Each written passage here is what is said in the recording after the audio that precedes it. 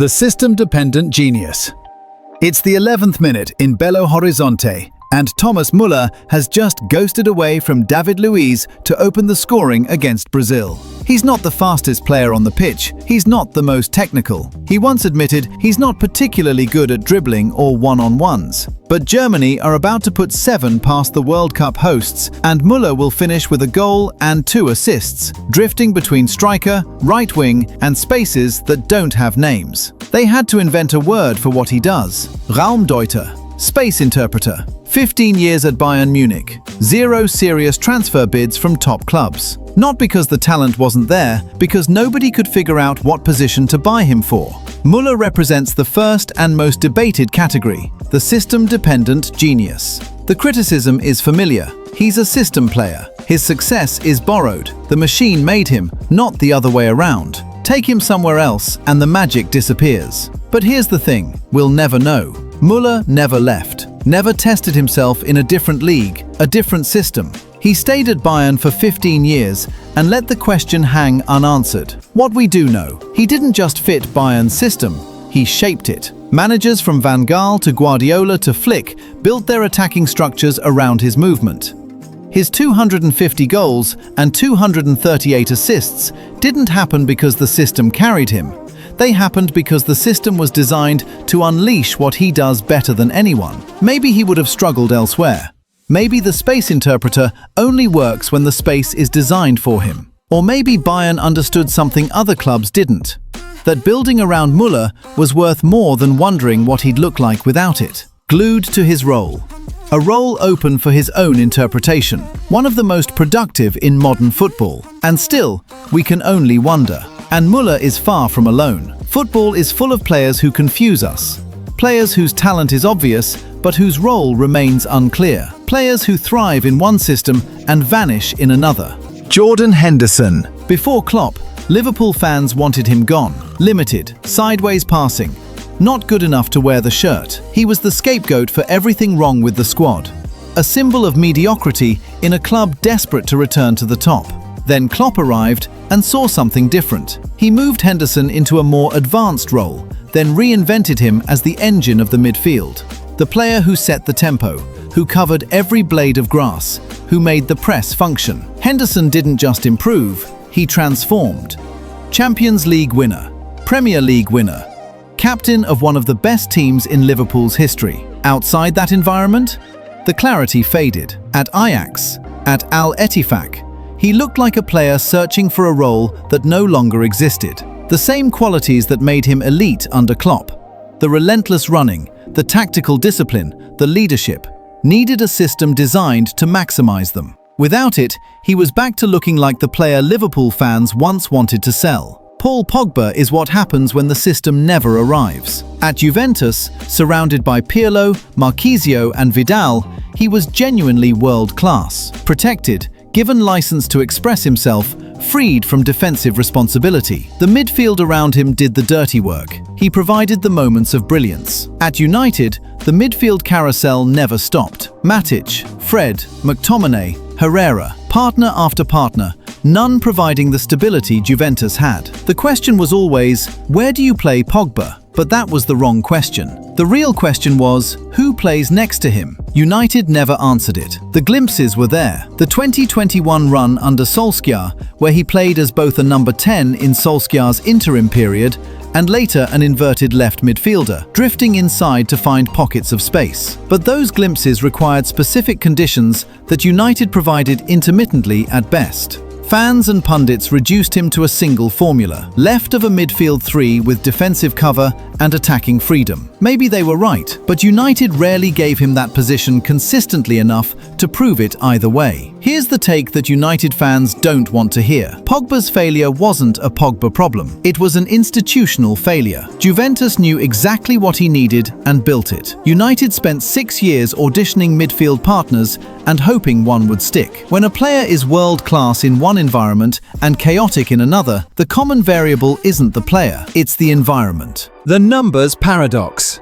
Here's a player who's won more Premier League Player of the Month awards than anyone since joining his club, who reached 50 goal involvements faster than anyone except Alan Shearer, Andy Cole and Eric Cantona, who Pep Guardiola called one of the best creative players he's ever seen. And yet, Roy Keane calls him not a fighter. Paul Scholes criticizes his petulance. Half the fan base watches him lose possession, trying something ambitious, and wonders if he's actually helping. Bruno Fernandes has over 100 goals for Manchester United. He's also the most debated captain they've had in years. The spreadsheet says world class. The eye test says something more complicated. This is the numbers paradox. Players whose statistical output is undeniable, but whose impact feels harder to trust. The issue isn't that Bruno is bad. The issue is that his style, high-risk passes, constant attempts at the spectacular, visible frustration when things go wrong, creates a gap between what the numbers capture and what the broadcast shows. Data rewards the attempt. If Bruno tries 10 ambitious through balls and 2 create goals, that's elite output. But viewers remember the 8 that didn't work. The turnovers, the apparent chaos. Alexander Mitrovic is another version. Watch him play and the movement looks awkward, the touch heavy. He doesn't look like an elite striker. Then you check the numbers. Nearly a goal every other game across his career. Over 200 career goals. Serbia's all-time top scorer with 60 international goals. The eye says limited. The scoreboard disagrees. And that's the thing about football. We watch it with our emotions, not our spreadsheets. A player can be statistically excellent and still feel like a problem. The numbers explain outcomes.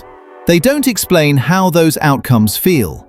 Sometimes the gap between the two is where all the arguments live. The highlight merchant. Adama Traore beats his man, genuinely beats him. Pure pace, dropping the shoulder, leaving the defender for dead.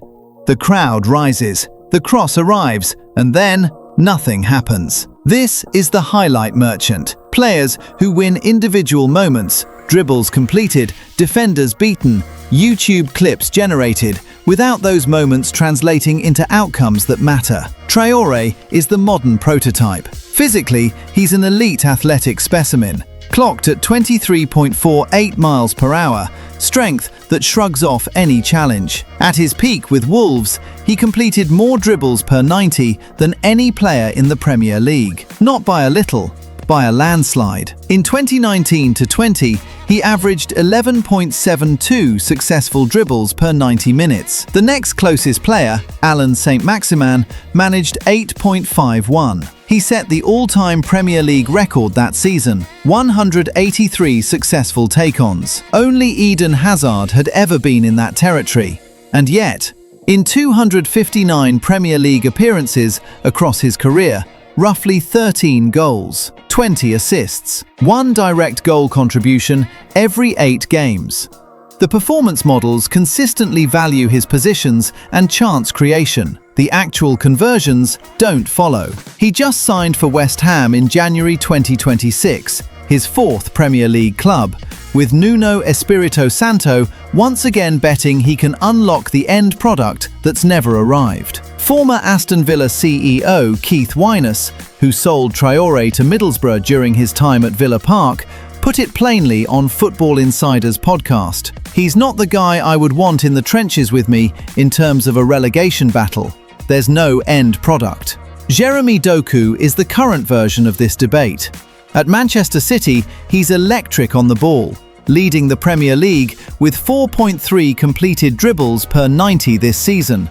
Nobody else close. His progressive carrying is in a category of its own. But this season? 1 goal and 4 assists in 18 Premier League appearances. Even Guardiola has said he'll probably never be a top scorer. When asked about his output, Doku insisted he doesn't need goals and assists to have a good game. A bad game, he said, is when he doesn't touch the ball or loses possession repeatedly. There are signs the end product is developing. His open play chance creation has improved, and at 23, he has time that Traore never used. But the question remains the same. The defenders keep getting beaten. The scoreboard stays unmoved. Is Doku a highlight merchant or a late bloomer, waiting for the final piece to click? I want to hear your take. The super sub.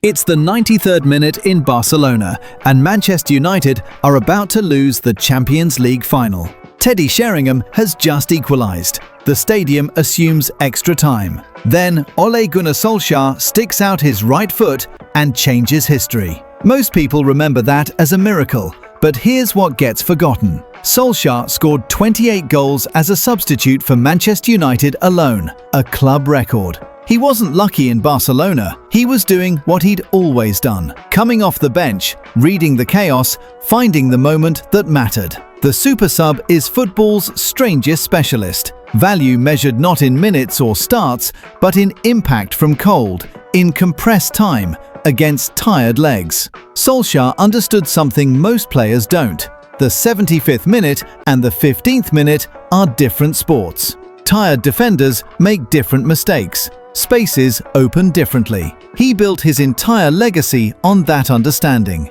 Javier Hernandez turned the same insight into a career. Chicharito wasn't the most complete striker. Limited hold-up wouldn't dominate aerially. But his movement, his anticipation, give him 20 minutes against a defense that's been working for 70, and he'd find the half chance others would miss. Divock Origi became a cult hero at Liverpool for this exact specialization. Against Everton, against Barcelona, against Tottenham in a Champions League final. Limited minutes, disproportionate impact. Across his final 2 seasons at Anfield, he played barely 1,100 Premier League minutes and scored goals that fans will remember forever. In a sport obsessed with starting 11s and 90-minute warriors, some players mastered something different entirely. Not the match, the moment. The big game ghost. It's the 2014 World Cup final, the 21st minute. A misplaced header from Toni Kroos gifts Gonzalo Higuain a run at Manuel Neuer. 1-on-1, the goal wide open.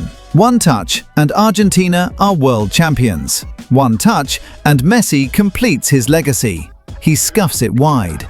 Here is a striker with 36 Serie A goals in a single season, a record he shares with Ciro Immobile, a career total north of 300 goals. And yet, when people talk about Higuain, they talk about the misses. That World Cup final, the 2015 Copa America final against Chile, where he missed a clear chance in the dying seconds of normal time and blazed his penalty over the bar. The 2016 Copa America Centenario final, same opponent, same result. Another one-on-one squandered in the 21st minute, the same spot on the clock as his World Cup nightmare. 3 consecutive finals, 3 golden opportunities, 3 times the same outcome. Football's memory is brutal. It doesn't weigh consistency against clutch performance metrics, it just remembers the miss. The pressure psychology of these moments is well documented. Heart rate elevation, narrowed vision, the mental resilience required to execute when a nation's hopes rest on a single touch. It's a different skill entirely from finishing in the 34th minute of a league game. Romelu Lukaku carries a similar burden. Over 320 career goals. Belgium's all-time leading scorer by a distance. And yet the perception lingers that something shifts in the decisive moments.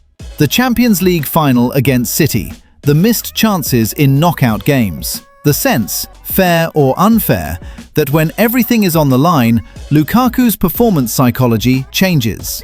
The confidence that carries him through league seasons seems to evaporate when the stakes compound. Darwin Núñez might be experiencing the early stages of this perception. The talent is obvious, the work rate is relentless, but the misses in high-pressure moments accumulate in memory more than the successes. His XG in big games versus his actual conversion tells a story the eye test already suspects. The question isn't whether he can score, it's whether he can score when the definition of a career is on the line. That's what separates reliability from greatness. The numbers prove you can do it. The moments prove you can do it when it matters. The coach's darling. Scott McTominay starts again. The comments fill with the same question. Why?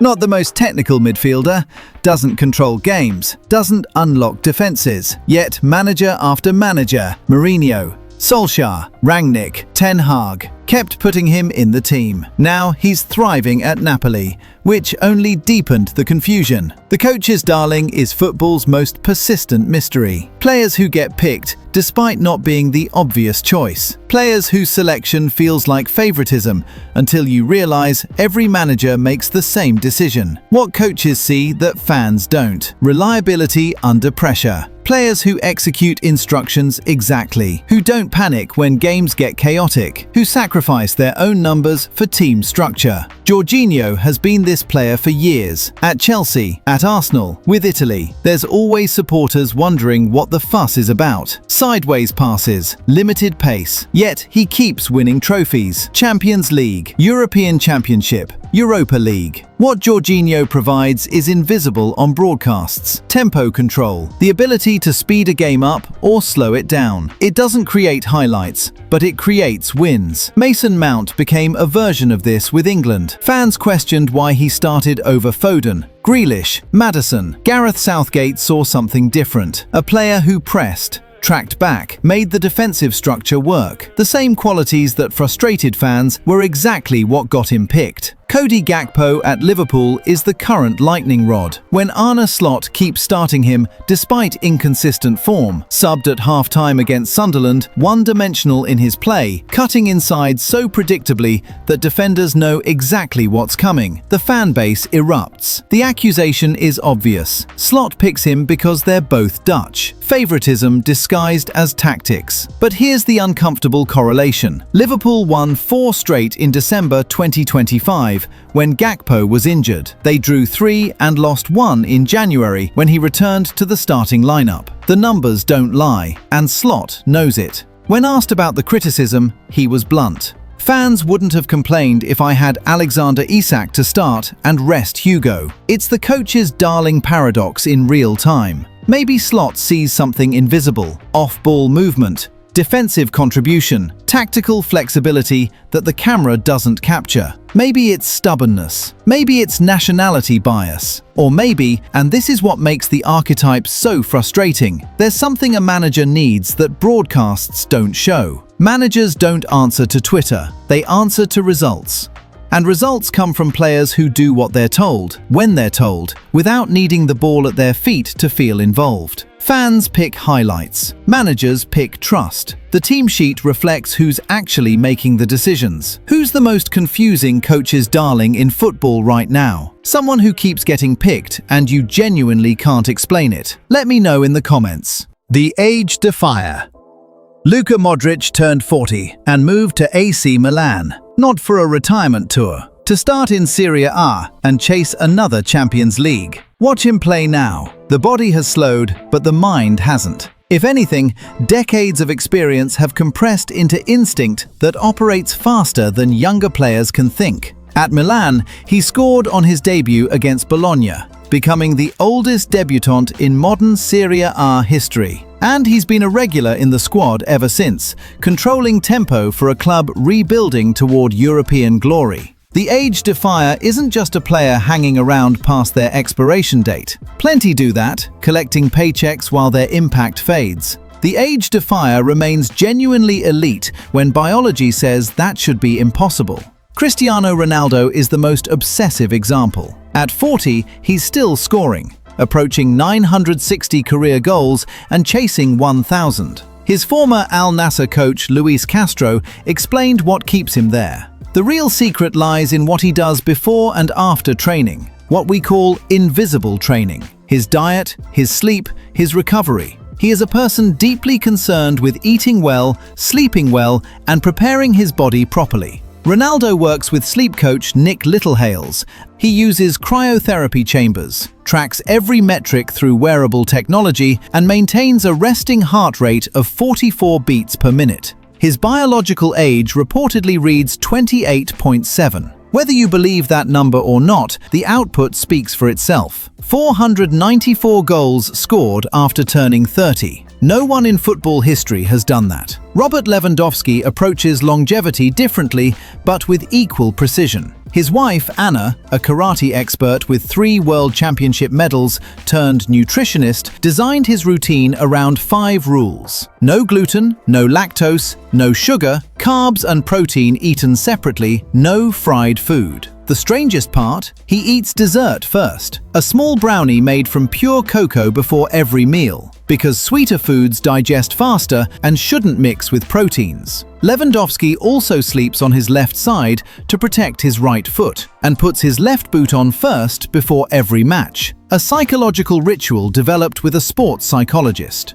At 37, he's still Barcelona's top scorer, putting up numbers that would be impressive for someone a decade younger. Edin Dzeko has taken the most unconventional path of all. At 39, he just signed for Schalke in Germany's 2nd division. Not because his career is winding down, but because he wants to play regularly ahead of Bosnia's World Cup playoff. In his Schalke debut, he scored within minutes of coming on against Kaiserslautern, becoming the oldest goalscorer in 2 Bundesliga history at 39 years and 314 days. Dzeko speaks 5 languages fluently, holds a university degree in sport and physical education, and has won titles with City, Inter, and Wolfsburg. His longevity comes from intelligence, knowing which parts of his game would survive and adapting everything else around them.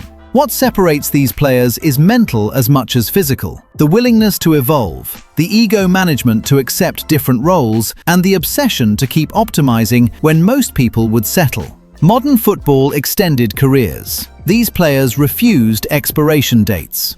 The preseason god. Every summer, the same story. A player who disappointed last season suddenly looks reborn. Goals in friendlies, brilliant preseason moments. Social media fills with the same take. This is his year. Andreas Pereira earned a nickname at Manchester United that captured everything about this archetype. Preseason Pirlo. Every summer, the same clips would circulate. The range of passing, the composure on the ball, the technique that suggested he'd finally claim a midfield spot. United fans would watch him thread balls through training ground defenses and wonder if this was the season it all clicked. Then the competitive matches would start. The Premier League, the Champions League, the pressure of points and consequences. And suddenly, pre-season Pirlo would fade into the background. Occasional substitute appearances, loan moves, the gap between potential and production widening with each passing year. The performance consistency just wasn't there. Pre-season football lacks the competitive intensity of real matches. The pressing triggers are slower, the defensive organization looser, the psychological pressure absent. Pereira thrived in that environment. The moment the stakes arrived, something shifted. Pereira spent 11 years on Manchester United's books, but only managed 75 appearances and 4 goals. He eventually moved to Fulham, performed solidly enough, then returned to Brazil with Palmeiras. Nobody's calling him Pirlo anymore. The pre-season version of him was always more exciting than the real thing. Ross Barkley lived this cycle too. The talent was obvious from his teenage years. Dribbling, range of passing, ability to drive forward. Every pre-season, glimpses of a player who could dominate the Premier League. Then the season would start. Consistency wouldn't come. Decision-making would waver. By winter, forgotten. By summer, it starts again. He's at Aston Villa now, 32 years old, and has spent most of the current season injured or coming off the bench for cameo appearances. The pre-season god frustrates because the ability is real. These aren't players exposed against better opposition. They look good in general. Then something shifts when points start counting. Some players win the summer. The season has other plans. Football wants clean narratives. World-class or average. Consistent or unreliable. These players remind us the truth is usually messier. Which archetype do you fall into as a fan? The one who trusts the numbers or the one who trusts the eye test? And which player did I miss who deserves to be on this list? Drop it in the comments. And if you want more breakdowns of football's strangest phenomena, subscribe. We're just getting started.